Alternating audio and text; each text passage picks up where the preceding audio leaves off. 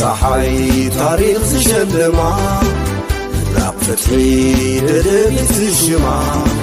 صحي زيت عربة كل شعن قهو ما يسمت كالميديا دبيت النهو مسرتا حاجرة تقرأي زرقاقت بأن مسرتا تكالات تعبر أما عدينا بالنرئين نحد حاجة تكالات هنا هاي تكالنا نحكس زعامة وراي سلازي دبيت كتعنببن كتعبين شرحي تلاتنا كتلمتن دبيت نحجز أبلا دبيت نقول دبيت ميديانا لسان حزبنا دبيت تيفي بعود كخمدة زعامة وراي دبيت ميديانا ميديا حزب تقراي دبيت ميديا حزب تقراي دبيت ميديا حزب تقراي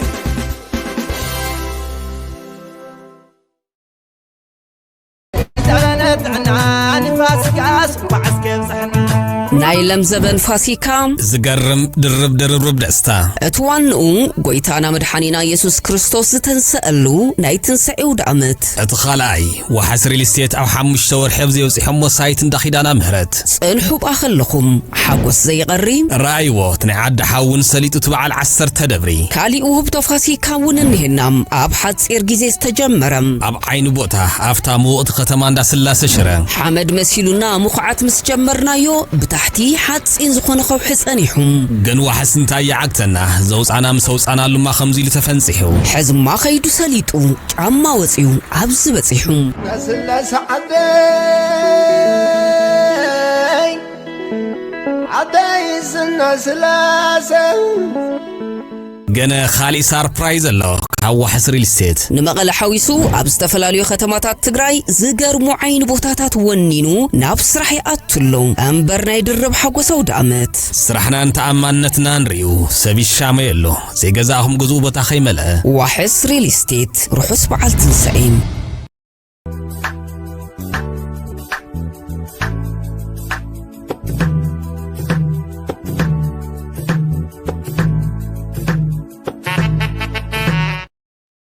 سلام تعني يا بلي كبرات بيتسب دبيت ميديا كم تحتاتلتي مدب كواهم نواهم ببزل لهم معدي ساعات وقطعة سلام كتكون نمنه دبيت ميديا بزي ساعتين نقربوا مدب كواهم نواهم حيزنا قريبنا لنا مسانا صنيحكم دلواتنا تكافلوا نخالطون كتكافلوا بزي قد امين حساسبنا ان حاتتنا انا مدلاونا خنجمرو نملا حزب تግራይ حزب كريستيان انكو عبد صحكم كنبل فاتو لومي بعل فاسيغا ايو بعل فاسيغا سلام رهوا زمصالون حزبنا نخخون سناي بعل نخودلو نملا حزب تግራይ بفلاي مالته ملا حزب كريستيان ግን كعب فلاي حزب تግራይ سناي بعل كونلو نتمنى انا نايلوم مدبنا خنجمرو لازي كم تقدم لكم تكتاتلو وزنوركمون كم بعل وحس زبلا عبيت تكالاتنا جنا انت جمرا زعبيا جنا انت جمرا تأمرات سرحة زلوا فتنتن كم تتريو زلهم نزيين معاز كم جمرون معاز كم سرحون نزفلت زلو صغير زلو فتنة نزفلت مزان كم زي انزولات تكالات تعاساسيرو حلمو قاعد خجبرنا جدا كويني زرعيو مالي سلازي وحسر الاستيتن زي تفلطو بدن بترديهم تحيز تسريحو اب عدل زركب كيملطكم تسرحه خطرخو غزا ونن تخطكونو بزي قطامنا تحساسبنا اب قصالي نزسرحو خعا قديمكم تمسجيبكم كتصنحو قديمكم ترداديكم كتصنحو شير كنغزينا نتولون مس وحسر الاستيت كنراخوكم كم نخل بدنبي كنرغاصلكم فتينا مالتي وحسر الاستيت ناي تግራይ وحس ناي تግራይ وحس كوينا ملا حزب تግራይ ونان غزا وناني تكال كون اتغبر تكالنا يا تكال حزب تግራይ ማለት تكال كبل كلهو عبيت تكالاتون اتوم حزب تريوم زنوركم هنصاتات غزا يخلاين كغزو يخول እዮም لذي كله او كمزي زبلا تكالاتنا خعسل كمزي نزبلا تكالاتنا ونكبرتات كمزغب كاتو ونان خون بزي قدامي نتحساسبكو نافتو وانا بروجرامنا خوسلكم قدمي ناب نايلوم علت بروجرامنا مئتاونا جن حنتي ماستاقياون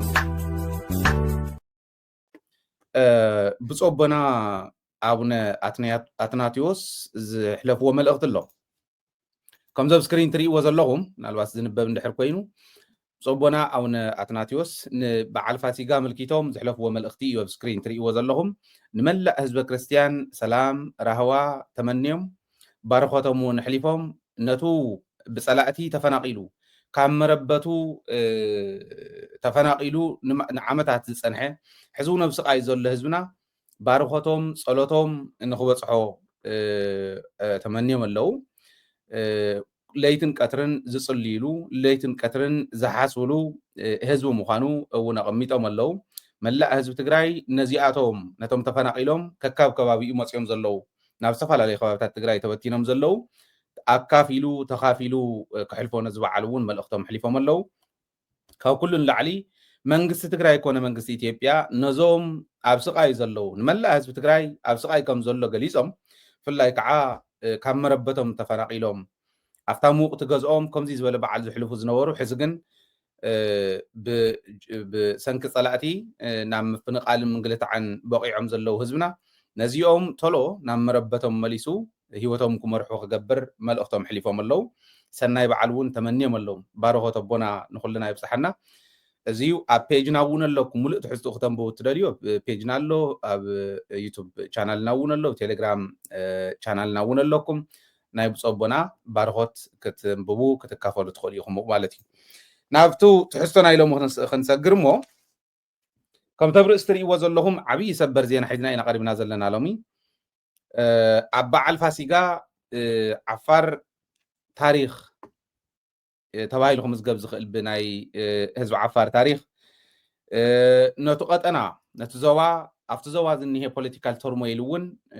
ናበየናይ ዳይሬክሽን ይኸይድ ከም ዘሎ ብደንቢ ከርኢ ብዝኽእል መንገዲ ሓደ ክስተት ተኸሲቱ ኣሎ ኣብ ዓፋር እዚ ኢብራሂም ዑስማን ዝበሃል ቅድሚ ሕዚ ናይ ወረዳ ኣመሓዳር ዝነበረ ናይ በራሕለ ከባቢ ኣመሓዳር ዝነበረ ድሕሪ ኢሉ ከዓ ናይ ዓፋር ክልል ናይ ኣርቡቶ ኣደር ዝበሃል ቢሮ ሓላፊ ዝነበረ ናይ ክልል ናይ ኣርቡቶ ኣደር ሓላፊ ዝነበረ ሕዚ ናብ ከባቢ 100 ዝኾኑ ሰራዊት ሒዙን ንኤርትራ ከይዱ ከም ዘሎ ተገሊጹ ኣሎ ትማሊ ሰዓት 7 ዝኸውን ኣብ ሰዓት 7 ከባቢ ናይ ቀትሪ ማለት እዩ ንኤርትራ ከይዱ ዝበሃል ዘሎ ንምንታይ እዩ ከይዱ እንታይ እዩ እቱ ኣብቲ ቀጠና ዝኽሰት ዘሎ ዝብል ብደንብ ጥልቕ ኢልና ክንሪኦ ስለ ዝደሊ ብከምዚ ከቕርበ እየ ሰለስተ መኪና ዝኾና እየን ተፃዒነን ከይደን ንኤርትራ ኣትየን እዚ ወዲ ኣብ ቀደም ቅድሚ ሕዚ ፍቲ ናይ 17 ዕጥቃዊ ቃልሲ 17 ዓመት ዕጥቃዊ ቃልሲ እውን ንጉግመ ዝመርሕ ዝነበረ ካብቶም ናይ ጉግመ ዝበሃሉ ናይ ዓፋር ማለት ምስ ኣንፃር ናይ ተቃለስቲ ዓፋር ዝቃለሱ ዝነበሩ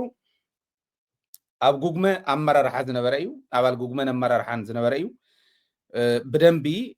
ብሱል ሰብ ዓብዪ ሰብ እዩ ማለት እዩ ናልባሽ ንክትፈልጡ ወን እትደልዩ እተወዲ እዚ ናይ ዓፋር ናይ ኣርቡቶ ኣደር ሓላፊ ኮይኑ ዝሰርሕ ዝነበረ ብዝቐረበ እዋን ማለት እዩ ኣብ ኩናት ትግራይ ጀኖሳይድ ኣብ ዝተፈፀመላ እዋን ኣብቲ ዝሓለፈ 2-3 ዓመት ኢልና ነቕምጦ ብረባዓይ ዓመቱ ሒዙ ኣሎ ብርግፅ እቲ ኩናት ጠጠው ካብ ዝብል ግን ዳርጋ 2 ዓመት ገይሩሎ ብናይ ድምፂ ብዘጥፈአ ጥይት ብዘይስማዓሉ ዓይነት ኩናት ይኸድዎ ኣለዉ ኣብቱ ውዕውዕ ኩናት ኣብ ዝነበረሉ ግን በራሕለ ከባቢ ዝነበረ ግንባር ይመርሕ ነይሩ እዩ ምክንያቱ ወታደር ስለ ዝነበረ ቢሮ ሓላፊ ዋላ ይኹን እምበር ከምቲ ትርእይዎ እኒኹም ኮይኑ ብበራሕለ ግንባር ኣመራርሓ ኮይኑ ዝሰርሕ ዝነበረ እዩ እዚ ወዲ እዚ ሕዚ ናብ ከባቢ 100 ዝኾኑ ሰራዊት ሒዙ ንኤርትራ ከይዱ ኣሎ ንምንታይ እዩ ከይዱ ናይ ስልጣን ውጥጥ ነይርዎም እዩ ምስ ኣወል ኣርባ ምስ ካልኦት ሓለፍቲ ናይ ትኽልል እውን ናይ ስልጣን ውጥጥ ነይርዎም እዩ ወዲ ዞን 2 እዩ ዞን 2 ተጋሪኡኹም ተባሂሎም እስካዕ ሕዚ እውን ዝሳቀዩ ዘለው እዮም ዞን 2 ማለት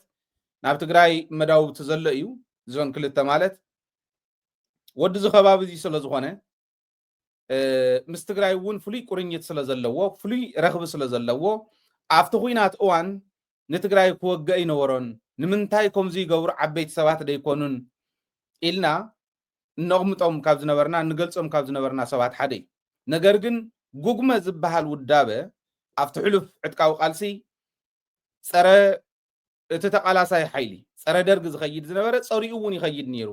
ማለት ምስ ሕወሓት ገጢሞም እዮም ሕወሓት ምስተቃለስትኒ ዓፋር ተጋደልቲ ኮይና እያ ንጉግመ ምስ ህዝቢ ዓፋር ኮይና እያ ንጉግመ ሽኒፋቶም ኣብኡ ስለ ዝነበረ እዛ ቀይም እዚኣ ስለ ዝነበረቶ ምስ ትግራይ ኣብ ዝተገበረ ኩናት ምስ ብልፅግና ወጊኑ በራሕለ ግንባር እንዳመርሐ ዝነበረ እዩ ነገር ግን ሕዚ ምስቶም ሓቢሩ እንዳመርሐ ዳቦ እውን ይተኣቱ ንትግራይ ኢሎም በዓል ኣወል ኣርባ ዝኸድሉ ዝነበሩ መንገዲ እንዳመርሐ ዝነበረ ሰብኣይ ናይ ስልጣን ኣፈላላይ ምስተረኸበ ሚእቲ ዝኾኑ ሰባት ሒዙ ንኤርትራ ከይዱ ኣሎ ወል ንኤርትራ ምኻዱ ጥራሕ ኣይኮነን እቲ ጉዳይ ኣብቲ ቀጠና እንታይ እዩ ዝፍጠር ዘሎ ዝብል ብደንቢ ገይረ ከረዳእኩም ዝተወሰነ ግዜ ክንወስድ ቁፅሪ ሓደ ቅድሚ ሰራዊት ትግራይ ስጉምቲ ምውሳዱ ናይ ሕጊ ናይ ምኽባር ከይዲ ቅድሚ ምጅማሩ ናይ ኢትዮጵያ ሰራዊት ብግንባር ቡሬ ኣቢሎም ብዓፋር ኣቢሎም ብግንባር ቡሬ ንኤርትራ ክንኣቱ ኢና ንኤርትራ በዚሁ ክንወራ ኢና እንድሕር ትግራይ ሰራዊት ዘይትበና እንድሕር ትግራይ ኣመራርሓ ዘይትበና እንድሕር ትግራይ ቦታ ንናይ ድሮን ስቴሽንን ናይ ፕሌን ናይ ኣየር ናይ ጀታት ምዕለብ ዝኸውን እንድሕር ዘይትበና ኮይና ብዓፋር ጌርና ብግንባር ቡሬ ክንኣታ ኢና ንኤርትራ ሚልዮናት ልዕሊ 10 ሚልዮን ዝኸውን ሰራዊት ሰዲደ ንኤርትራ ውሕጅ ክሰደላ እየ ኢሉ ኣብዪ ኣሕመድ ዝኸደሉ ከይዲ ተስታውስዎ ኢኹም ኣብዚዩ ሕልሚ ናይ ኣብዪ ኣሕመድ ጥራሕ ኣይኮንና ንዛረብ ዘለና ብተግባር ክፍለ ጦራት ኣትየን እየን ብፍላይ መካናይዝድ ክፍለ ጦራት ኣትየን እየን 3-4 ክፍለ ጦራት ኣትየን እየን ኦኬ ብዓፋር ጌረን ማለት እዩ ንሱ ጥራሕ ኣይኮነን ናይ ዓፋር ሃገራዊ ኮንግረስ ዝበሃል ናይ ጅቡቲ ዓፋር ናይ ኢትዮጵያ ዓፋር ናይ ኤርትራ ዓፋር ዝሓዘ ናይ ዓፋር ሃገራዊ ኮንግረስ ዝበሃል ውድብ ብዲፕሎማሲ ጽቡቕ ረኽቢ ዘለዎ ምስ ካልኦት ሃገራት ክሕግዝዎ ገይሮም ኣብ ኣዲስ ኣበባ ናብ ሰመራን ቢሮ ከፍቱ ገይሮሞ እዚዩ ምስ ድሌት ናይ ኢትዮጵያ ብተጻራሪ መንገዲ ዘቋቆምዎ እዩ ብተጻራሪ መንገዲ ዝኸይድ እዩ በተሓሳስባ ደረጃ ነገር ግን ልክዕ ከምዛ ኤርትራን ኢትዮጵያን ኮይነን ንትግራይ ዝወረራ ናይ ፀላኢ ፈታውየ ዝዓይነቱ ናይ ዓፋር ሃገራዊ ኮንግረስ ዓፋር ትበሃል ሃገር ክንፈጥር ኢና ካብ ኢትዮጵያ እውን ዓፋር ወሲድና ካብ ኤርትራ እውን ዓፋር ካብ ጅቡቲ እውን ዓፋር ወሲድና ዓፋር ትበሃል ሃገር ክንፈጥር ኢና ዝብል ሓይሊ ነዚ ሓይሊ እዚዩ ሃገር ክትምስርቱ ትኽእሉ ኢኹም ሽግር የለን ጥራሕ ንኤርትራ ውቁዕለይ እምበር ሽግር የብለይን ኢሉ እዚ ዓይነት ፖለቲካዊ ኣይዲዮሎጂ ዘለዎም ኣብ ኣዲስ ኣበባ እውን ኣብ ሰመራ እውን ቢሮ ንክኸፍቱ ገይሩ እዚኦም ናይ ባዕሎም ሰራዊት ከቋቁሙ ገይሩ ኣብቲ ቀጠና እንታይ ይኸድ ከም ዘሎ ረኣዩ ዓፋር እውን ብደንቢ ክርድእዎ ምእንታን እዚ ኢሉ ከብቅዕ ከሎ ናይ ዓፋር ሃገራዊ ኮንግረስ ዝመርሖ ሰራዊት ናይ ኢትዮጵያ ሰራዊት ናይ ዓፋር መንግስቲ ዝመርሖ ፖሊስን ምልሻን እዚኦም ደለዉ ሓቀይ ብኢትዮጵያ ወገን ብኢትዮጵያ እንዳተደገፉ ካብዚ ብተወሳኺ ብርጌድ ንሓመዱ ብዓፋር ገይሮም ከኣትውሉ ክዋግእሉ ንሳቶም ንኢሳያስ ወጊዶም መንግስቲ ክንተክል ኢና ሕግን ስርዓትን ዘለዎ ዲሞክራሲያዊ መንግስቲ ክንተክል ኢና ኣብ ኤርትራ ኢሎም ሰርሑ እዮም ለዚ ብርጌድ ንሓመዱ እውን ብኢትዮጵያ እናተደገፉ ምስ ኢትዮጵያ ተሻሪኾም ብግንባር ቡሬድዮም ብኻሊእ ኣቢሎም ኣትዮም ንግደፍ ንምልዓል ካብ ስልጣን ንምልዓል ዝኸዱ እዮም ብርጌድ ንሓመዱ ስኢሎም መናእሰይ ኣብ ደገ ኮይኖም ልክዕ ኣብቲ ናይ እዋን ጀኖሳይዳዊ ኩናት ኣብ ትግራይ ምስ ትግራይ ወጊኖም ህዝብና ይጭፍጨፈሎ ኢሎም ክቃለሱ ከለዉ ኣብ ሰልፊ እንዳወፁ ካሊእ እንዳወፁ ጥራሕ ዝቃለሱ ይመስለኩም ኣብዚዩ ምስተውዓል ዘድልዮ ሓደ ሰባት ኣስተናዒቆም ብርጌድ ንሓመዱ ከምዚ እንድዩ ገለ ኢሎም ኣውርድ ኣቢሎም ዝዛረብዎ ሰባት ኣለዉ ወታደራት እዮም ነይሮም ኣብ ኤርትራ ውትድርና ዘይሰልጠነ መንእሰይ ውሑድ እዩ ሃገራዊ ግልግሎት ስለ ዘሎ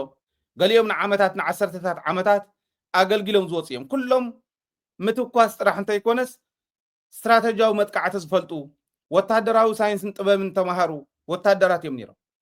እዞም ኩሎም ተሰደዱ መናእሰይ ጓሎም ወዶም ትርእይዎም ወታደራት እዮም ሰብ ይንዕቆም እዩ ኣይ መናእሰይ እንዲኦም እዚኦም ቆልዑ እንዲኦም ገለ ይብሉ እዮም ኖ ከምኡ ኣይኮነን መራሒ ክደልዮም ትኽክል ይብሱል መራሒ የድልዮም እዩ ኣለዉ ከዓ ዓሰርተታት ዓመታት ኣብ ሰራዊት ኤርትራ ውሽጢ ኮይኖም ዝሰርሑ ዝነበሩ ኣለውዎም ዝነዓቆ ይኮኑን ክብል ደልየ ክወርዱ እንድሕር ደልዮም ናይ ባሕቂ ዝመርሖም ኦርጋናይዝ ዝገብሮም ሓይልን ተረኺቦም ክዋግኡ ዝኽእሉ ዝዋግኡ ዝነበሩ ሓይልታት እዮም እዚ ስለ ዝፈልጥ ኢትዮጵያ ናይ ዓፋር ቅድም ዝበልክዎ እንተይኮነ ጥራሕ እንተይኮነ ናይ ዓፋር ናይ ባዕሎም ናይ ውሽጦም ጥራሕ እንተይኮነ ናይ ኢትዮጵያ ሰራዊት ጥራሕ እንተይኮነ ነዚኦም እውን ሒዙ ንኤርትራ ንኸጥቅዕ ትግንባር ንሱ ኣክቲቭሊ ይሰርሓሉ ኣሎ እዚ ጥራሕ ኣይኮነን ሕዚ ካብ ትግራይ ዝተወሰኑ መናእሰይ ወፂኦም ሓራ መሬት ዶ ካሊእ መሬት ዶ ዝብሉ ቆልዑ ኣለዉ ኣብ ፌስቡክ ዝወፁ እዚኦም ናይ ፌስቡክ ነጋዶ እዮም ብትክክል ካብ 40 እስካዕ 60 ዝኾኑ ሰባት ዘለውዎ ትክክለኛ ወፂና ዝብሉ ኣብታ በረኻ ዘለዉ ኣብ ታዘለውላ ኣብ በራሕለ ከባቢ እዮም ዘለዉ ኣብ በራሕለ እዮም ዘለዉ ምናልባሽ ታ ቦታ እውን ፈልጣ እየ ፍሉይ ቦታ እውን ኣለኒ እዩ ምናልባሽ ኣብዚ እንተሒዘያ ከቕርበልኩም እየ ፅንሕ ኢለ ተዘይኮይኑ ምናልባሽ ንፅር ክኾነልና ምእንታን እዚኣ ከቕርበልኩም እሞ ታ ቦታ ታ ዘለውላ ቦታ እውን ፍልጥቲ እያ ታ ዘለውላ ቦታ ጥራሕ እንተይኮነ እንታይ ይገብሩ ከም ዘለዉ እውን ፍሉጥ እዩ ሕዚ እንታይ እዮም ገይሮም ኣውራብ ዝበሃል ቦታ እንዲኦም ዘለዉ ኣውራ ዝበሃል ቦታ እዮም ዘለዉ ታ ቦታ ምናልባሽ ብደንቢ ክነፃር ከለና ምስቶም ዓበይቲ ዓዲ ናይ ዓፋር ክንራኸብ ከለና ኣውጊዕና ኣላ ስለ ዝነበርና እየ ካብቱ ዝነበረ ኖተይ ዘውፅእ ዘለኹ እቶም ካብ ትግራይ ወፂና ኣለና ዝብሉ ዘለዉ ቆልዑ ዘለውላ ቦታ ኣውራ ትበሃል ንዕኦም ክመርሕ ዝተቐመጠ ቆልዓ እዩ ንዕኦም ክመርሕ ዝተቐመጠ ቆልዓ ኣብ ናይ ቀደም ኩሪፍቲ ሆቴል ሕዚ ዓሰብ ኣብ ኢሎም ቀይሮሞ ዘለዉ ወዲ ገዳሃመሎ እዩ ሓው ገዳሃመሎን ወዲ ገዳሃመሎን እዮም ዝገዝእዎ ማለት እዩ ዓሰብ ዝበሃል ሆቴል ናይ ቀደም ኩሪፍቲ ሆቴል ኣብኡ እዩ ዘሎ ይመርሕ ኣለኹ ዝብል ዘሎ ቆልዓ ሕዚ ገሊኦም ኣብ በራሕለ ባህሩር ይብልዑ ይቃፀሉ መሳኪን ንዑ ተጋደልቲ ኢኹም ተባሂሎም እቶም መራሕቲ ግን ኣብ ናይ ቀደም ኩሪፍቲ ሆቴል ኣብ ዓሰብ ሆቴል ሕዚ ካብ 40 እስካዕ 60 ዝኾኑ ሰባት ኣብ በራሕለ ቅሚጦም ኣብኡ ፌደራል መንግስቲ እንዳቀለቦም ከፊሎም ኣለዉ ንመርሕ ኣለና ዝብሉ ንሶም ጥራሕ ከይመስለኩም ኣብይ ኣሕመድ ዘጠራቅሞም ዘሎ ሰራዊት እየ ዝነግረኩም ዘለኹ እዞም 40 እስካዕ 60 ዝኾኑ ቆልዑ ካብ ትግራይ ሜይንሊ ካብ ደቡብ ትግራይ ከባቢ ዝወፁ እዮም ዘታለልዎም በዓል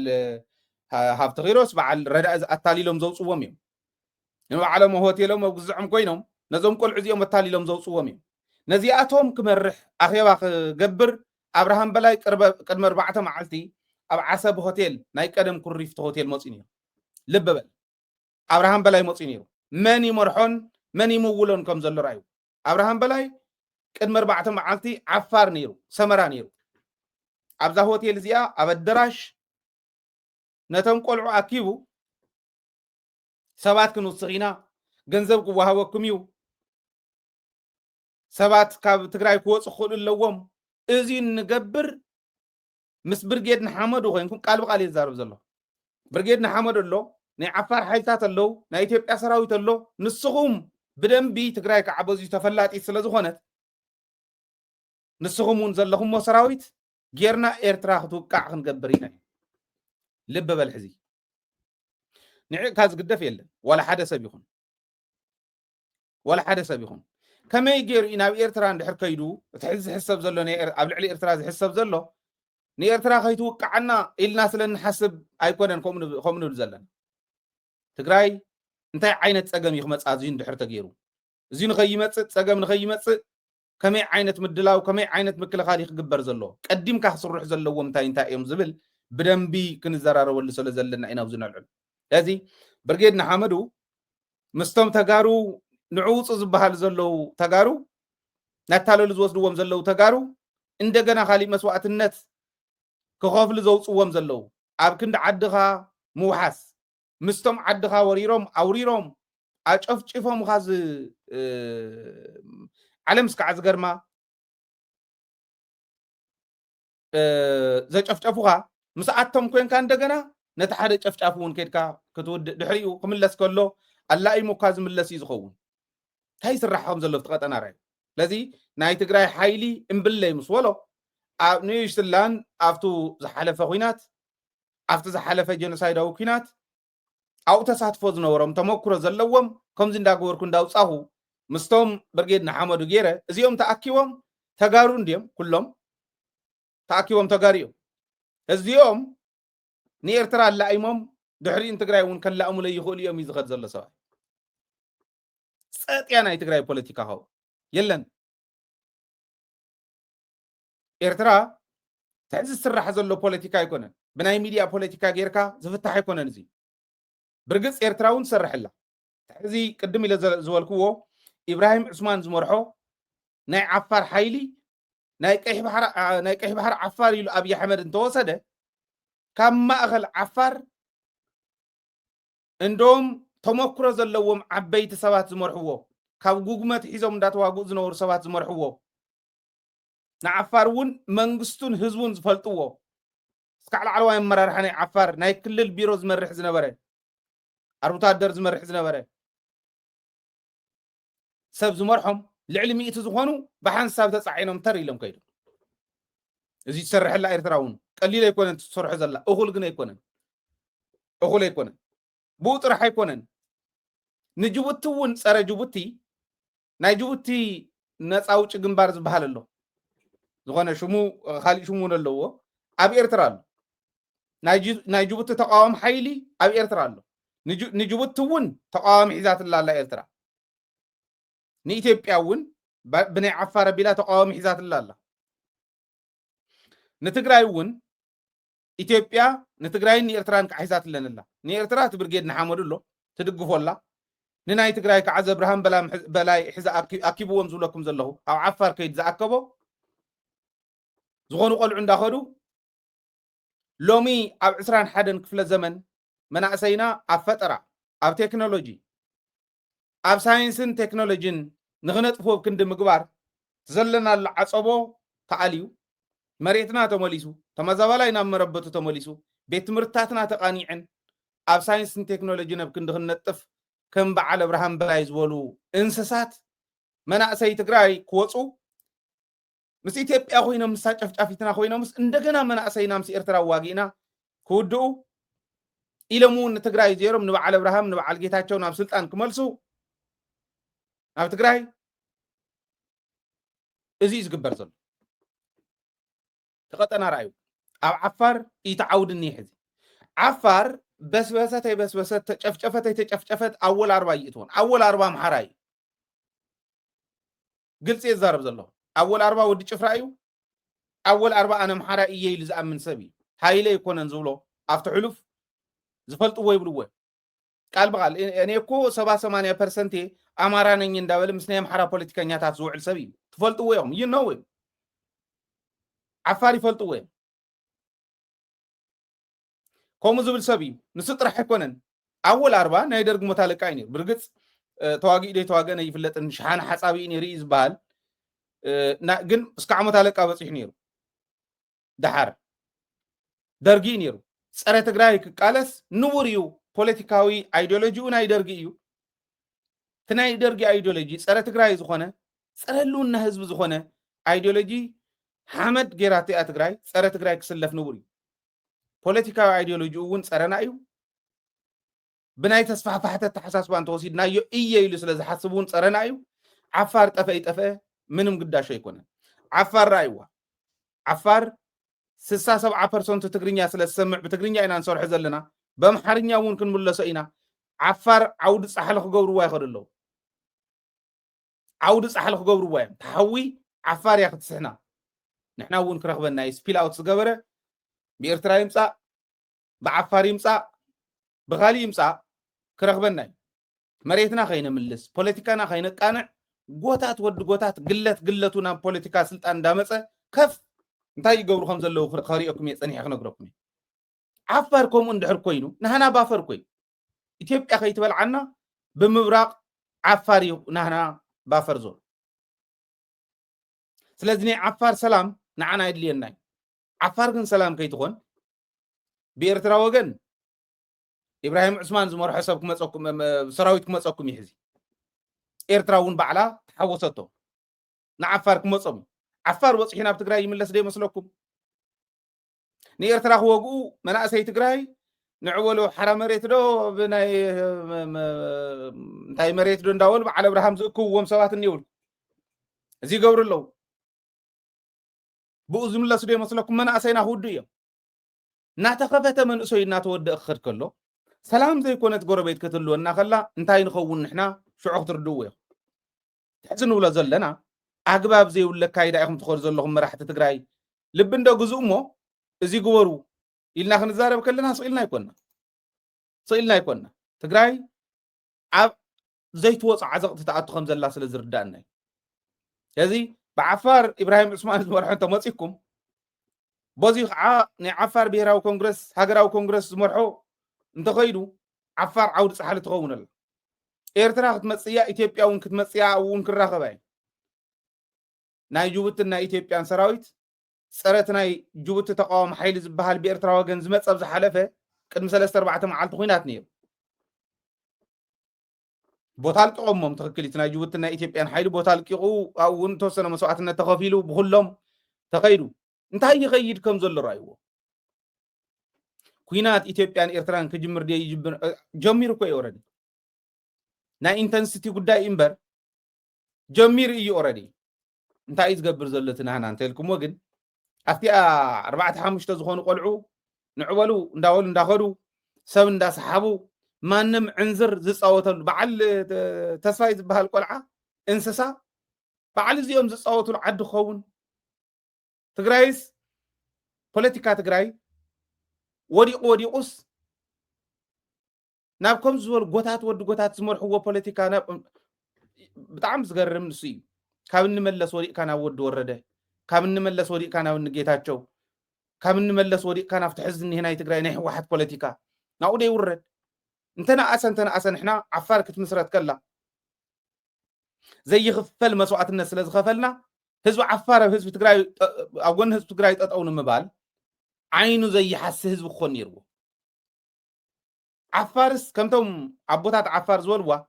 نتقراي توقع شوخبت عفار كتوقل يبلان كم زولوا كوم زبل من اساي عفار كنفري كالنان ولدنا زفريو ايو تم ولد زل هم زول زلو نحنا خدون فريز قبعنا قن سلا زي فرنا بوليتيكا تقراي حزي معندريت انساسات سلا زغونه افتي خالي اندا تسرحه بقى انا هنا حيلي يلوم سلا زامو كبزح يغلي لنا ودورده نغي بزح قبر نيرو من اسي تقراي ترديو ونه تشرحي زيايا تا شرحي كي تقودو تواهيلو ترديو اخترف زغل من اسي كفر زنوره ودورده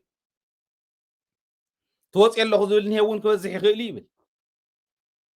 نيرتران عواغوني ابي احمد مبلي سلا زوله سراوي تقراي مبلي دحر بالك اص ندالنا نداملقنا نسدو من اسي كلي بو خواغاي كواغا ازولن وعلو منقد چرقي غورلي كواغا يخيلي نتقراي تمليس خوغ زخيل نتقراي تمليسو كتقع زخيل غعزوغن قبر يخيل ولا سبيل اوت زغبره ترف ناي كلتيوم مچفጫፍ ናብ ትግራይ ክመጽ እንድሕር ኮይኑ ትጽዕንቶ ንሱሪኢና አማዕዲና ርኢና ኢና ክንፈትሕ ዝግባአና ነይ የለን ግን ኮሙ ስዊትረፍሞ ኮነይሎም ሰርሕዎ ዘለው ኢለ እዛምናን እዚ ትዝኸይድ ዘሎ አብርሃም በላይ ኣብ ዓፋር ኣብ ናይ ቀደም ኩሪፍቶ ሆቴል ኣብ ናይ ሕዚ ዓሰብ ሆቴል አኪብዎም ይነዞም ቆል ስለዚ ፌደራል መንግስቲ ይድግፎም ኣሎ ነተን ደገፍ ንሰን ሎሚ ኣብ ክንዲ ክመራመሩ ኣብ ክንዲ ምስ ዓለም ክበሩ ብረት ተሸኪሞም መገልገል አብይ አሕመድ ክኾኑ ብረት ተሸኪምካ ዓድኻ ምሕላውካ ንቡር ነይሩ ብረት ተሸኪምካ ናይ ጨፍጫፊኻ መገልገሊ ናይ ጨፍጫፊኻ ባርያ ናይ ጨፍጫፊኻ ግዙእ ምዃንካ ግን ናይ ውርደት እዩ ክዋረድ ዝበለ ክኽእል እንዲ ግን ተሓቁም ዝራብና በዚዩ ኣየቋርፅን ክንቅፅል ኢና ማለት እዩ እዚዩ እቲ ሓደ እዩ ካሊእ ምናልባሽ ልብ ንዘለዎ ሰብ ክርአ ዘለዎ ኣብ ውሽጢ ትግራይ ዘሎ ኣብ ክንዲ እቶም ሕዚ ዝብሎም ዝነበርኩ ኣብ ዓፋር ዝኸይድ ዘሎ ሓውስ ታትእጎድ ዘሎ ሓው ትርእይዎ ኣለኹም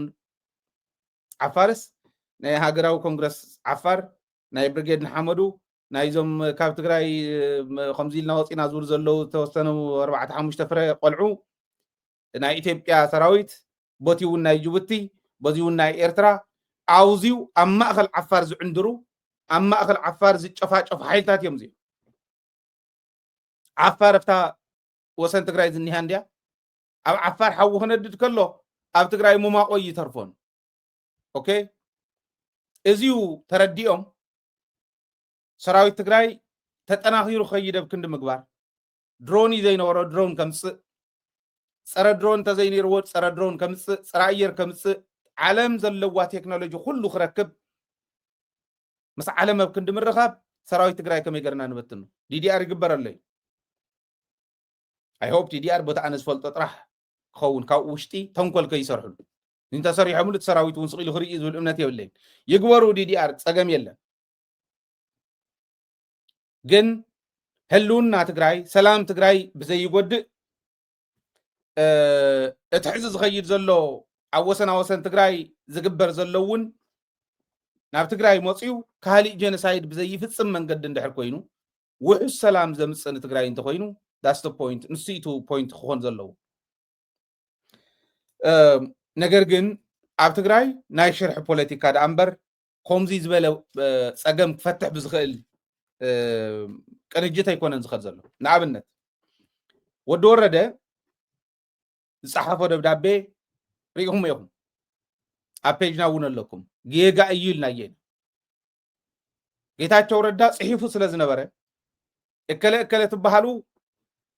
ካብ ሰራዊት ኣዛዝነት ካብ ግንባር ኣዛዝነት ኣልዕለኩም ኣለኹ ኢሉ ጀነራል ምግበይ ጆን መዲድ ማሾ በየነ ኣልዕልዎም ነይሩ ወዲ ወረደ ጌታቸው ረዳ በዚ ዝበሃል ቁፅሪ ደብዳቤ ኣልዕልኩም ዝነበረ ኣዘዝቲ ተደብዳቤ ነሱ በዚ ደብዳቤ እዚ ተሳዒሩሎ ኢሉ ደብዳቤ የቕሪብሎ ናልባሽ ኣብ ፔጅና ኣለኩም ኢለኩም እየ ኣብ ናይ ደደቢት ፌስቡክ ፔጅ ኣቲኹም ክትርእይዎ ትኽእሉ ኢኹም ስለዚ ደብዳቤ ከምቱ ቀደም ኢለ ዘቕመጥክዎ እዚኣ እንዲያታ ደብዳቤ ኣብ ቻናልና እውን ኣላትኩም ከምብበልኩም እየ ብደንብ ክንርዳኣ ምእንታን ኩልና ክንርዳኣ ኣብ ግዚያዊ ምሕዳር ክልል ትግራይ ቤት ፅሕፈት ፕሬዚዳንት እዩ ዝብል ናብ ሜጀር ጀነራል ዮሃንስ ወልደ ጊዮርጊስ ብርጋዴር ጀነራል ምግበይ ሃይለ ሜጀር ጀነራል ማሾ በየነ እያ ትብል እዚዩ ዋኒን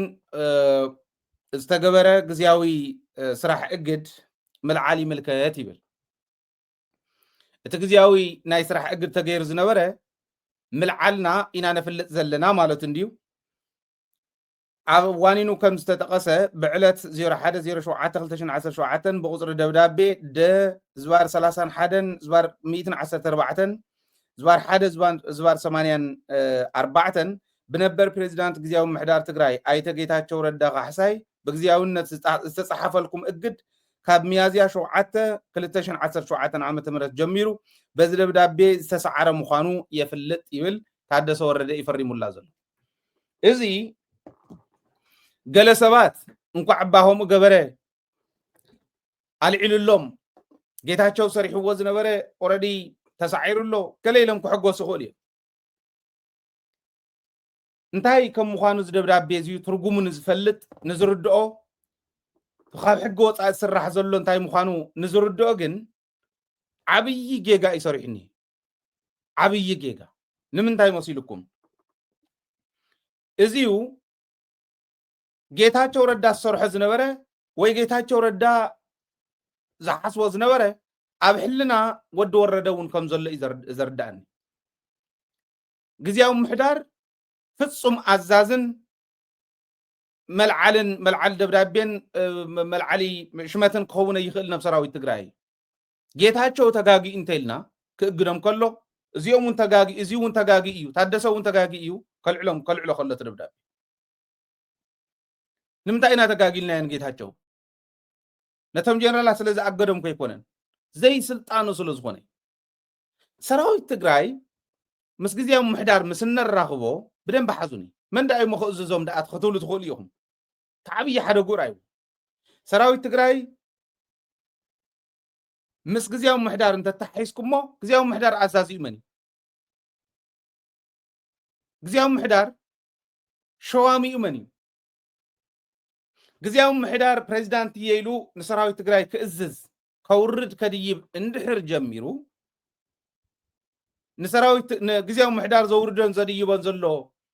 أبي أحمد أنت خوينو ولا بتحقي مسارات مسحوا حتى زراريبنا زبل كون اللويلنا أنت أمنا توعي بريتاريا ونكم وصل زبل indirectly أبي أحمد نصراويتنا إز زلوا مالتي كوماندر إن شيف ناي تجراي سبعين سوين اللو مالتي سراويتنا إحنا ناي تجراي بحال سراويتي بلنان مالتي جيجا يا زاد بدأ ናይ ጌታቸው እውን ጌጋ እያ ናይዚ እውን ጌጋ እያ ዘልዕሎም ሰብ የለን እቲ ሰራዊት ብእዙ ብናይ እዚ ሰንሰለት ኣቢሉ ከልዕል ክቕይር ይኽእል እዩ ከምታ ዘለዓልዎም ንበዓል ከበደ ፈቃዱ ገለመለ ዘለዓልዎም ከምታ ንኻልኦት እውን ዘለዓልዎም ከምኣ ገይሮም ከልዕሉ ይኽእሉ እዮም ከምታ ዝገምገምዎም ከምኣ ገይሮም ክግምግሙ ይኽእሉ እዮም እዚ ናይ መኸታ ሓይሊ እዩ ኣዛዚኡ ህዝቢ ትግራይ ተፀዋዕነትን ህዝቢ ትግራይ ኣገልግሎት እውን ህዝቢ ትግራይ ካብዚኣ እንተወፅያ ዓባይ ሓደጋ ሕጂ እውን ናይ ጌታቸው ሓደጋ ሰብ ቀይራ እያ ትመፀና ዘላ ጌጋ እዩ ሕዚ ሪኢኹም ከምዚ ዝበለ ጌጋታት ካብ እናሰራሕካ ትኸይድ ከምዚ ዝበለ ኣፈላላይ ከም ፀልካ ዝኽእል ነገር እናሰራሕካ ካብ ክትከይድ እቶም ዓንተ ወይ ዝብሎም ዝነበርኩ ነቲ ቀጠና ዘበሳውሱ ዘለው ኣብቲ ዞባ ዝኒሄ ዕግርግር ናብ ትግራይ ስፒል ኣውት ገይሩ ከይመፅእ እንደገና ካሊእ ጀኖሳይድ ከይመፀና ፕሮአክቲቭሊ ሰራዊትካ እንዳጠናኸርካ መስርሑ መዋቅሩ ንፁር ጌርካ ምኻድ ይከኣል እስኪ ኣየናይ ትግራዋይ ተሓቲቱ መን ኣዛዚኡ ሰራዊት ትግራይ እንተተባሂሉስ ዝርድኦ ሰብ ኣሎ ዶ ክንደይና ኢና ዝርዳእና ክንደይ ሰብ ይትሕዝ ዝብላ ዘለኹ ዝብል ተረዲእዎ ጌታቸው እውን ተጋጊ ነይሩ ወዲ ወረደ እውን ታጌጋ ይደግማ ኣለሞ ስርዓት ግበርበልዎ ዝብል ክንደይ ሰብ እዩ ሃይለ ስኢሉ በቃ ከም ዝወዲ ወረደ ንምንታይ ከምኡ ገበረ ኢሉ ዝዛረብ ዘለኹ መስለኩም ይኽእል እዩ ኖ ጌጋ እያ ሕጂ እውን ጌጋ እያ ትስራሕ ዘላ ከምታ ትማል ጌጋ ዝበልኳ እታ ዕርቂ ካሊእ እውን ኣለኒ መረዳእታ ሓድሽ መረዳእታ ናይቲ ብሄራዊ ዕርቂ ዝብል ከቕርበልኩም እዩ እዛ ደብዳቤ እዚኣ ግን ዓብዪ ጌጋ እዩ ጌጋ ጥራሕ ኣይኮነን ዓብዪ ሓደጋ እዩ ዘይተፈለጠ ስኢሉ ተሸኪምዎ ዘሎ ፅቡቕ ነገር እንዲ ዝመስል ድሓን ሞንታይ ደገይሩ እዩ ዘይፅቡቕ ነገር እዩ ገይሩ زي دبدابي ناي ጌታቸው ሕማሶ የልዒሉ ከምኡ ክትብሉ ትኽእሉ ኢኹም ጌጋ ኩሉ ግዜ ጌጋ ካብ ስርዓት ዝወፀ ካብ ሕጊ ዝወፀ እንድሕር ኮይኑ ካብ ስርዓት ዝወፀ ካብ ሕጊ ዝወፀ ኣኸለ እዚ እዩ ብደንቢ ክተስተውዕልዎ እንድሕር ክኢልኩም ዓበየን ሓደጋ ከም ዘሎ ክትርእይዎ ኢኹም ለሰራዊት ትግራይ ሕጂ እውን ብእዚ ሰንሰለት ኣቢሉ ሰራዊት ትግራይ ዘልዕል የለን ሰራዊት ትግራይ ዘድይብ የለን ሰራዊት ትግራይ ዝለዓልን ዝድይብን ዝለዓልን ዝሽወምን ብናይ ሰራዊት ትግራይ መንገድ ኣቢሉ እምበር ብግዚያዊ ምሕዳር ኣቢሉ ኣይኮነን እታ መዋቕር ፍለጥዋ ብግዚያዊ ምሕዳር ዝለዓልን ዝድይብን እንተሃልዩ ናይ ኣብዪ ኣሕመድ እዚ ኦረዲ ንኤርትራ ይወቅዕን እከለ ይወቅዕን ክብል ዝኽእል ሓይሊ ኣይኮነን ንትግራይ ክሕሉ እየ መሬተይ ሕሊፈ ይህብን ዝብል ሓይሊ ኣይኮነን ኣብዪ ኣሕመድ ዝበሎ ይኸውን እሺ ጎይታ ኢሉ ይሓድር ናብኡ ዲና ንኸድ ዘለና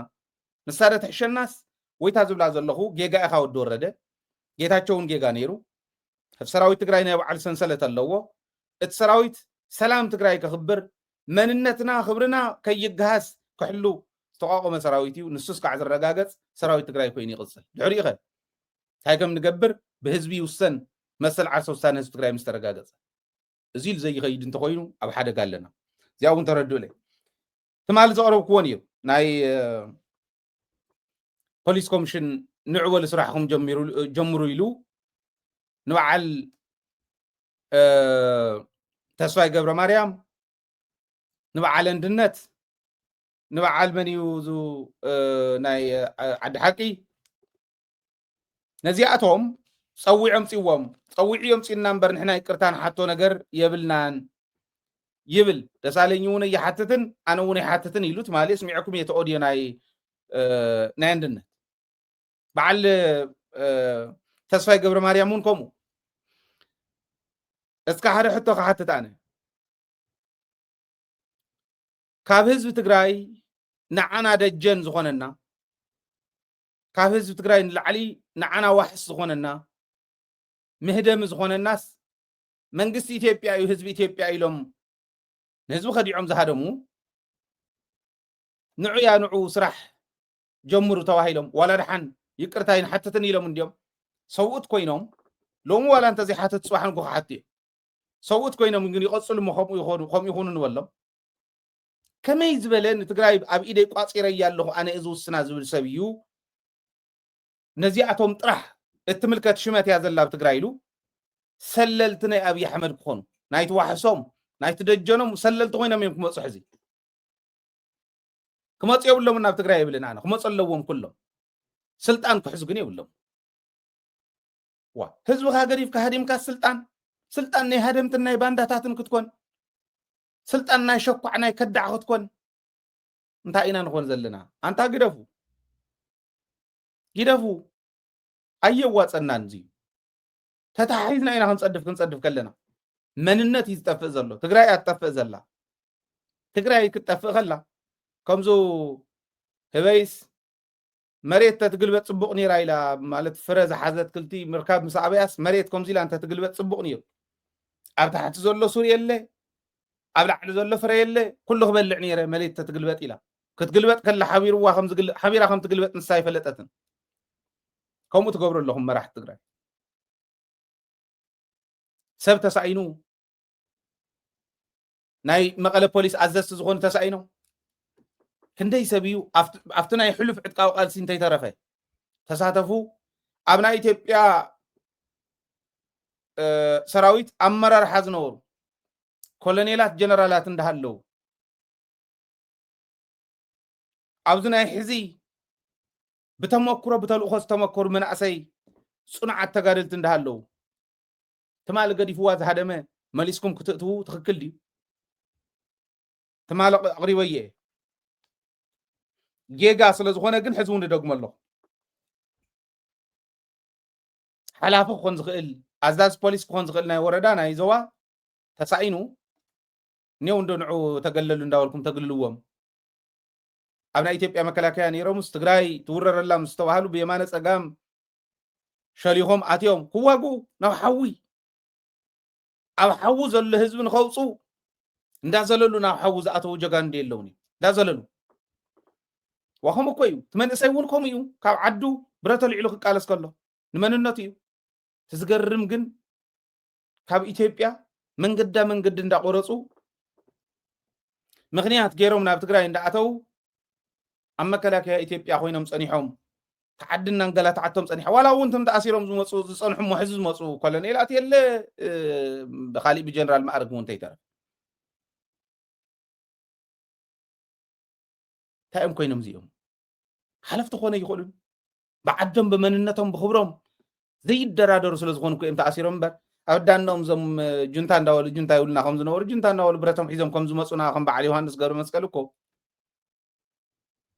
ኦልሬዲ ስልጣን መረኸቡ ትግራይ ግን ንኸምኡ ዝበለ ንጅግና እናተሓሰመት ባንዳ እንዳፀውዐት ከዳዕ እናፀውዐት ክመሃሩ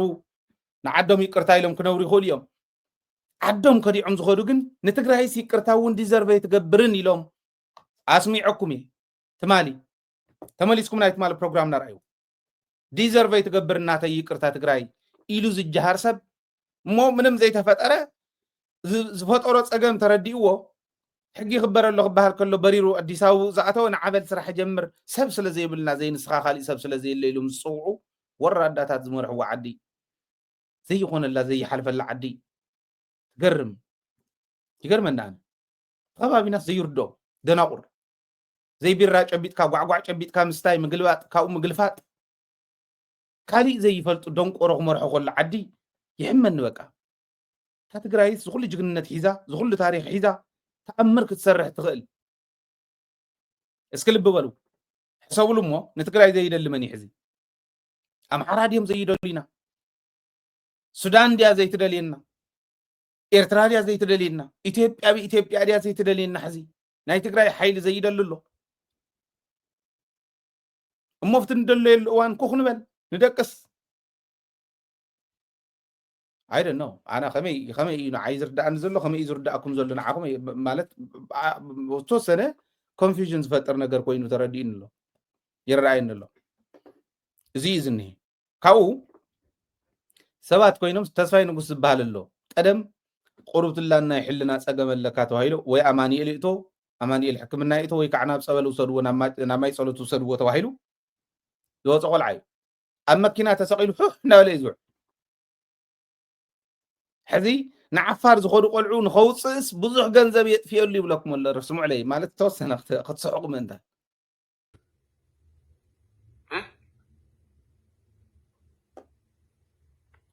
أنا حنا عفار كنا أتي كندي دخام يودي له لعلي 10 سلسة جزية ملالسة يا عفار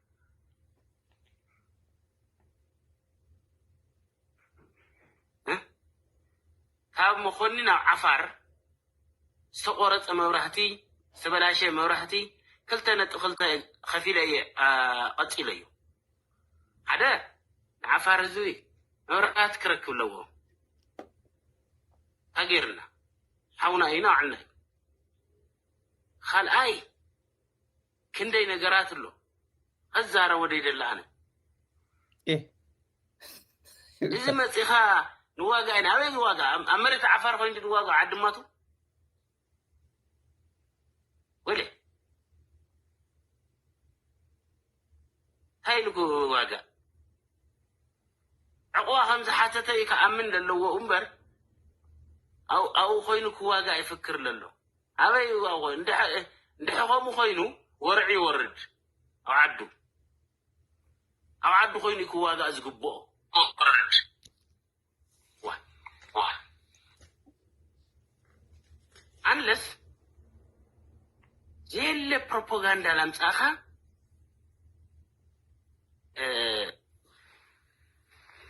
مدنقار صبوق يخوني زين انت نقول عفار وليد نازل هذا الله نعفارس جنزب يا رخيو تاكس زواري كابناي بيل سكاب كاب مخفال نلعل زغون جنزب رخيوس كلتنت بخلته كفيله مبرهات عريو يبلكم الله بعل زيوم نزقل دولو يوم زخرزو من سي تግራይ سنزي تختيل خيل كم يركا ጭራ خفت تختيل كحسكا تخيل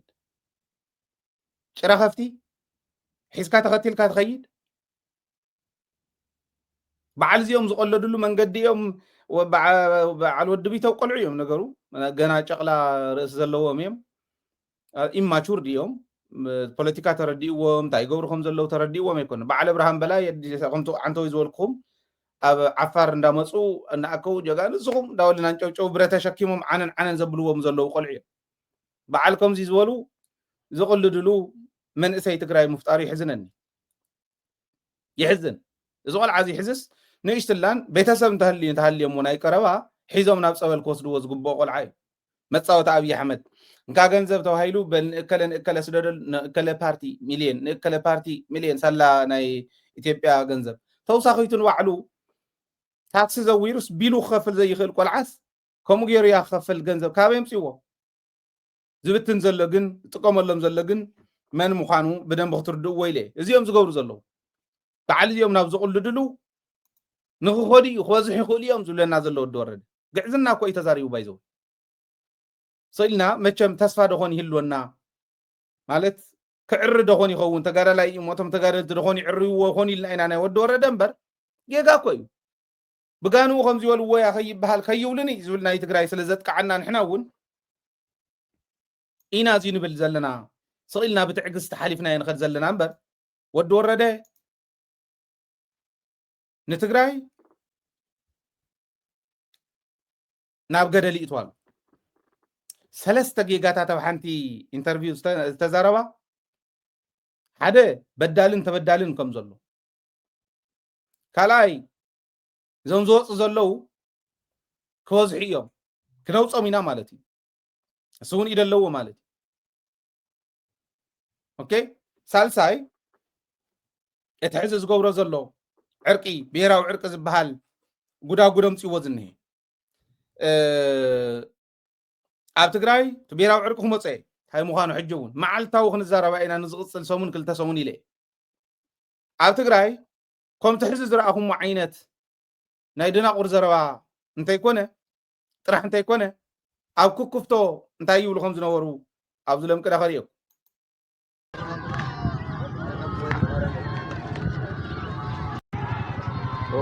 ማእቱ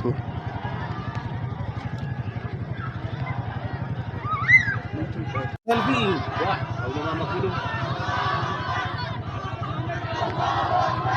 الله أكبر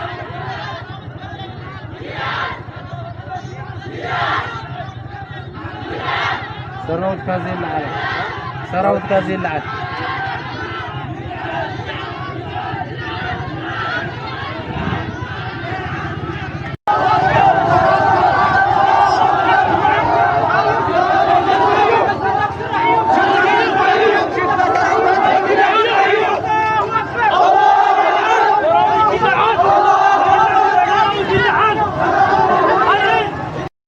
سراويت العالي سراويت تግራይ ይልዓል ክኩፍቶ ኣበይ ከም ዘሎ ትፈልጥዎ ኢኹም ኣብኡ ዘለዉ ተስፋሕፋሕቲ ይውፁ ሰራዊት ኢትዮጵያ እውን ይውፃእ ሰራዊት ትግራይ ይእቶ ፀጥታ ሓይሊ ትግራይ ይእቶ ምምሕዳር ናይ ትግራይ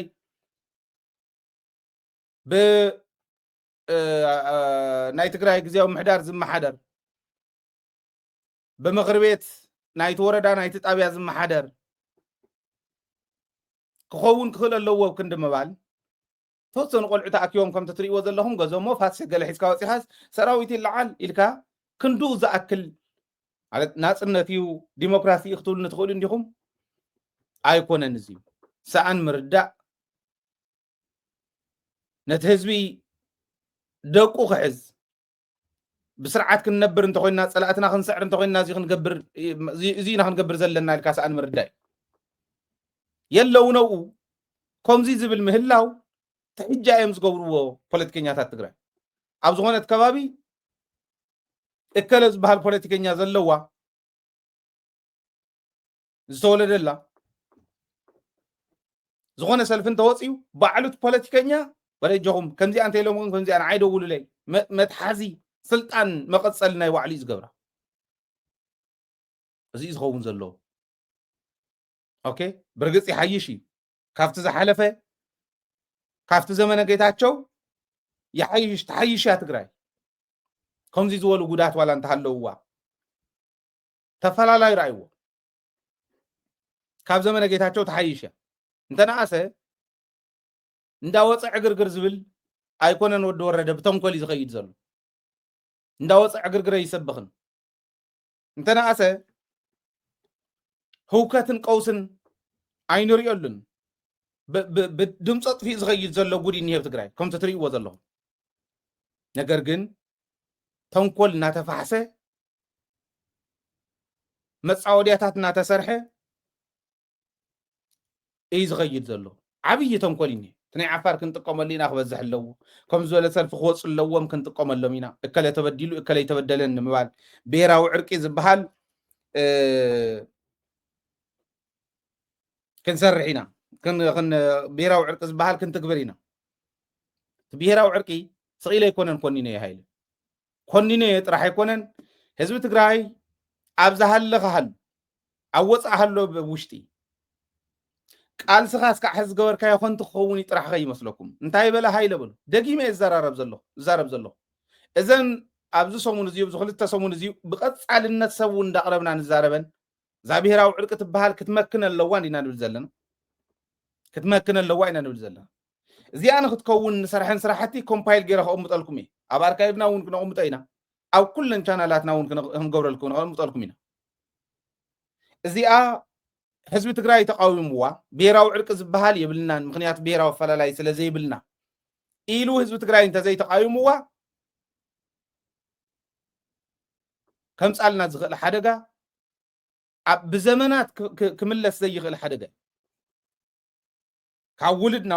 ወለዶ ናብ ወለዶ እናተመሓላለፈ ወለዶታት ትግራይ ነንባዕሎም እናተናኸሱ ዝኸዱ ክኾኑ እዮም ነንባዕሎም እናተናኸሱ ለሽ ይብሉ ግጥም ክልተ ኩኩናይ ዝኾነ ብትግራይ ክካየድ ለሽ ምስ ወለሎም የማን ዘሎ ፀጋም ዘሎ ሓሪዱ ክበልዑ ዝደለየ ክሓርድ ከመቻችውልና እዮም ዝኸድዋ ዘሎ ልቢ ግበር መንእሰይ ትግራይ ትርጉሙ ፍለጦ ብሄራዊ ዕርቂ ተባሂሉ ክመፅእ ከሎ ናይ እከለን ፈላላይስ ብብሄራዊ ዕርቂ ክዕርቕ ትማል እውን ኢለኩም እከለን ተፈላለዮም እንድሕር ተባሂሉ ጻድቃንን ጌታቸውን ጻድቃንን ደብረጽዮንን ወይ ስየን ደብረጽዮን ኮምታት ናልካ ጌታቸው ምስ ዓለም ወይ ወዲ ወረደን ጻድቃንን ኣፈላላይ ከምዚ ዓይነት ኣፈላላይ ማንም ህሩፍ ስልጣን ምስእከለ ዝበሃለ ፈላላይ የለን ብዝበሎ ብሽም ብሔር ክነግድ አይንፈቅድን ህዝብ እዚ ተረዳ ትርጉሙ ቃል በቃል ትርጉሙ ክነግረኩም ብሔራዊ ዕርቂ የድልየና ይክበሃል ከሎ ጽቡቅ ሹም እንዲም ተጠቂሞም ዝመፅንየው ብሔራዊ ዕርቂ ማለት ሰብ ዝመስሎ ብሔራዊ ሓድነት ምምፃእ እዩ ዝመስሎ ኖ ከምኡ ይኮን ናይ ብሔራዊ ዕርቂ መልዓሊኡ ብሔራዊ በደል እዩ ብሔራዊ በደል ዝበደለሎ ማለት እዩ ተተልእኮ ናይ አዲስ አበባ ናይ ሸዋ ንብለኩም ዘለና ፍለጥዎ ሕወሓት ከይጠፋእና ናይ ሕወሓት ፍቅሪ እየየቢልና ይኮነ ብሔራዊ ዕርቂ የድሊ እንተተባሂሉ ብሔራዊ ዕርቂ ዘድልየሉ እንኮ ምክንያት ብሔራዊ በደል ኣሎ ማለት ተረዲእኩም ዶ ብሔራዊ በደል ማለት በብሔር ደረጃ ዝተበዳልን ተበዳልን ኣሎ ማለት ብሔርና ብሔረ ትግራይ እንዲያ ኣብ ብሔረ ትግራይ በዳልን ተበዳልን ኣሎ ማለት መን ኮን ይኮን ተበዳሊ ናብ ከባቢያውነት መንገዲ ከባቢያውነት እዩ እከለ ዝበሃል ከባቢ ንእከለ ዝበሃል ከባቢ በዲልዎ እከለ ዝበሃል ውድብ ንሕወሓት ሜይንሊ ሕወሓት ንእከለ ከባቢ በዲላት ሕወሓት ናይ ዝኾነ ከባቢ ይገብርዋ እሞ ንእከለ ከባቢ በዲላት ሕወሓት ዝብል ፅንሰ ሓሳብ ሒዞም ይመፁ ድሕሪ እቲ ከባቢ ተንክልትየን ከባቢ ንዘለዓለ መን ዝናቆራ ከባቢ ይኮና እዚኦም ሒዞም ልኩም ዝመፁ ዘለዉ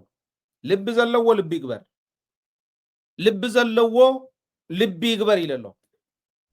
መዓልታዊ ከምዚኣ ዝበለት ነገር ኣብዚ ከም ዝበለ ዋዕላ ተገይሩ ክበሃል ከሎ ህዝቢ ትግራይ ፍጹም ክግበር የብሉን ኢሉ በብወረድኡ በብጣቢኡ ኣግባብ ሓዙ ወይ ብስርዓት ምርሑና ወይ ንዝመርሑና ሃውዎም ክበሃል ክእል ኣሎ ስርዓት ግበሩ ኣነ ይብል ኣለኹ ብግልፂ ከሸማቀቅዎ ዝደልይዎ ከባቢ ኣሎ ስልጣን ናብ ንእከለ ከደለዎ ናብ እከለ ከባቢ ከደለዎ ይብልዎ ኣብ ሓደ ከባቢ ከም ዝነበረ ምሲሎም ኣብ ትግራይ ተሓዚ ዘላ ግዝያዊ ምሕዳር እውን ካብ ኩሉ ኣለዋ ታቅድሚያ ዝነበረት ስርዕቲ መንግስትና እውን ካብ ኩሉ ኣለዋ ናይ ሓደ ከባቢ ዝበሃል ይነበረን የለን ነይሩ እውን ይፈልጥን ፀላእትና ናይ ደገ ፀላእቲ ኣሸኪሞምና ዝኸዱ መርዚ ሕዚ ፕሮሰስ እናገበርና ናይ ግድን ትግራይ ንክትፈርስ ባዕልና ክንሰርሕ እንተኮይንና ትግበረላ ሕዚ ወለዶታት ከፍ ኢሎም ኣይኽእልዎን ኣነ ይዛረብ ኣለኹ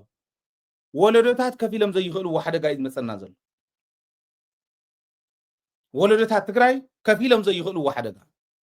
ከፈራርሕ ደልየ ኣይኮነን ተረድእዎ በዳልን ተበዳልን ኣሎ ዝብል ታሪክ እንተተፃሒፉ በዳልመን ተበዳልመን ምባሉ ይተርፍን እንሱ ዘየፅረኻ እውን ዕርቀ ይግበርን ስለዚ እከለ ከባቢ ተበዲሉ እከለ ከባቢ በዳሊ ነይሩ ዝብል ታሪክ ንክፅሕፉ ኣብ ትግራይ ሓቢሩ ክወፍር ዘይኽእል ተጋዳላይ ከፍሪዩ ትግራይ ንትግራይ ዝወሩ ፀላእቲ ኣብ ብምልኦም ኣብቶም 8 ጀኖሳይድ በፂሖምና እንብሎም ንትግራይ ዝወሩ ፀላእቲ ብሓድነት ህዝቢ ትግራይ መኪትዎም ተናይት ማለት ዘሕዝ ዘላዎ ብሓደ ኮይንና ከይንምክት ንድሕሪ ሕዚ ሓቢርና ከይንንቀሳቀስ ሓቢርና ከይንቃለስ ኮነ ተባሂሉ ዝፍፀም ዘለኹም ምዃኑ ተረድኡለይ እዚኣ ተረድኡለይ ኮነ ተባሂሉ ሓቢሩ እንዳወፈረ ህዝቢ ትግራይ ከም ካብ ሓንቲ ፋብሪካ ከም ዝወፀ ሳሙና ኮይኑ እዩ ዘጥቅዓና ዘሎ ስለዚ ህዝቢ ትግራይ ክበታተን ክኽእል ኣለዎ ኢሎም ፀላእቲ ክብትኑ ከለዉ እወ ሓቅኹም ባዕር ብሔራዊ ዕርቂ የድልየና እዩ እከለ ከባቢ ተበዲሉ እከለ ከባቢ በዳል ነይሩ ኢሉ ታሪክ ፅሒፉ ክኸድ ወዲ ወረደ ብሂወት ዘመኑ ካብ ውሉድ ወለዶ ወለዶታቱ ብምልኦም ፅቡቅ እየፅናሕኩም እንዳተባህሉ ክኸዱ ይገብር ኣሎ ጊደፍ በልዎ ጌጋ እዩ ሃይለ ግዴታ እዩ ዝዋፃእ ዘሎ ካብዚ ወፃኢ ስልጣን የብለይን ሓሊኸ ክሕዞም ኣይክእል እታ ስልጣነይ ህዝቢ ምርዳእ እያ ህዝቢ የርድእ ኣለኹ ህዝቢ ብኩሉ ከባቢ ወፂኡ ኣግባብ ግበሩ ንሕና ብሔራዊ ኣፈላላይ የብልና ዕርቂ እንተድልዩ ከምታ ትማል ዝበልክዋ ብፁዕ ኣቡነ ሰላማ ብፁዕ ኣቡነ ጴጥሮስ ብፁዕ ኣነ ንዕረቁና ወይ ህዝቢ እንተኮይኑ ዕረቅዎም ክብሉ እውን ንዕረቅዎም ኣቦታትና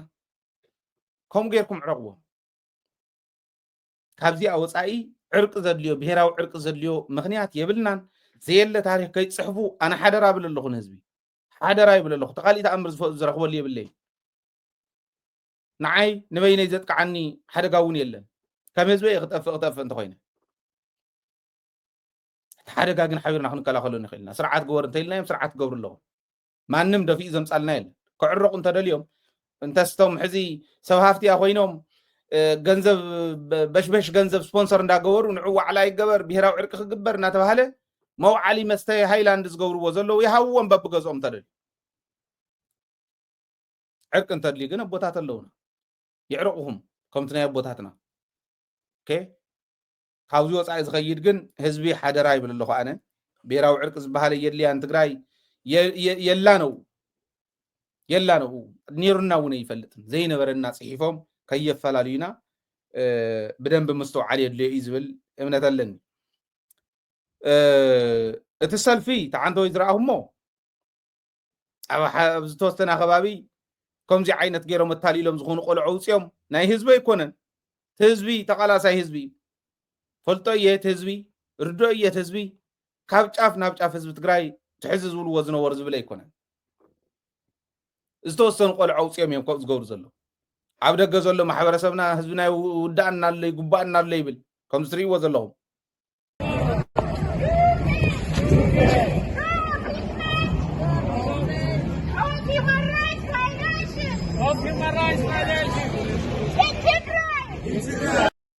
لذي human rights violation تفصيمي بتقرأي تستفصمون كصنع خلل لو عالم كتفلت لو واندا ولا زوص كفال محبرسب نيهنا نتو حزي أشكعلا للصوت زلو هزب تقرأي نخبتن زخير زلو زدقف محبرسب لنا تتاليلو بجنزب تغزيو سلفن داوص سراويت يلقى ناله كلاشن تشكيمو سلامو خحلو نزوص سراويت هو صلو زمنا لنا أشكعلا للصوت زلو كم تتمالي زر أخوم فيديو عينة أشكعلا للصوت زلو جزيهم محدار لنا تمالي كفتو كل أشكعلا لوصينا خم تمالي زر أخوم صغيرهم زمر حوانا بقدر زتو عينة الكايدة كاوصينا لومي عندنا بشرحي بتنقل أنا تأمكر هودي قرمن له ترجم ديم زي فلت خندو أكل دنا قرديم ويس هزو تقرأي بغباب سلسة فلالي كبابي أون سلسة أنا خرو أنت أمكر هودي قرمن أنت أمزر هو سندن قرني أنا أنكر ده نزركون ده حركوين هزوي تكم تحلي و أنا أنكر قال سكن قرني كبابي أون سلسة فنه كلا خباب تتقيع الكازين ورا تاريخ سلسة صحاف كازر كم نقرن قرن زعودوا قلعو ما نم دونكورو شرات كفتت حيزو بالسردهم سئلهم شرا خفت بزمرحهم زمرحو عينت منعسي كيفور يبكن دم كلاس منعسي كوز يقول يوم زعودوا زغرو أو عفارهم حرا خوينهم تقراي زوجو خبز يقول يوم زولم مررحة انت إخرا خبل لازول ندن قرن هاي إخرا خبل انت أمزر خبلو بعد إبراهيم نتا سلطان كل يوم حنسا وفتاجك أتلس تألخو منع تتالي لهم زوصلهم منعسي نعفر ندام وصخم تعنتو يزول كو خرد كل يوم تزمرح زول تقراي تمرح اللي خاط زبال زلقن تنعسك ولا ناي كل تمعلت تكون صبقت لي قاس قد يفك حل فلو ها تقراي مالت زلالم زمرح وايكون كوصحو إنو قليو كمرحي نتعدز الساقر سلام زمص لمعات زمص مرحين نتبكن دمهاب تقراي زبتن نتقراي نو حدا قازقتو تقراي وحدا قانت أتيام ما سلطان كاونو حدا قاتي أنت سلطان تحرف زلخا هروف سلطان نسون كتفلتوا لكم عالم فتحاتو ساينس اتخا بنشتي ماي بغلت تجريكان بسلسة تجريكان كم تشرارو زقبرو وزلو ناي شرارو مسنو خيركم رأيو بايزوي زقومني خيركم قومني نتوردا صبو كوميونيكيشن بيرو لوم ميديا عند هذا نزركب نعنا بنحنا بعلنا هادينا يرقبنا هادينهم رقيبهمنا انت رأنا يو غازتينيا تاسدينا مسرعنا يو تأمراتي أوص عقوينهم من مكر عقوينهم كم هاجرهم سقاين نخافلو حلفن ترفن نخافلو حلفن ترفن زسرحو ما راح تلوهم حمق أي كلهم من يبلنا والله سلز غنوا كله تقرأي سلزل كلهم يقول شمر راح حقن اللو عالم فتحي حدا سبات سردكم لي فتاتات له ناي شرارون كريئكم ጸኒሕን ወይኑ ፕሮግራም ክንሰርሓሉ ኢና ኳዓብ ፀሓኩምን ኢሎም ስለ ዘለው ናይ ኳዓብ ፀሓኩም መልእኽቶም ክንሕልፎ ኢና ጸኒሕና ናይ ከተማ ሸራር ንበይኑ ናቶም ከምዚ ዝበለ ምትዓንተ ወይ ዝብሎ ዝነበርኩ ናይ መስኖ ስራሕቶም እዚ ካሊእ እዩ ብርግፅ ናይ ካሊእ ከባቢ እዩ ግን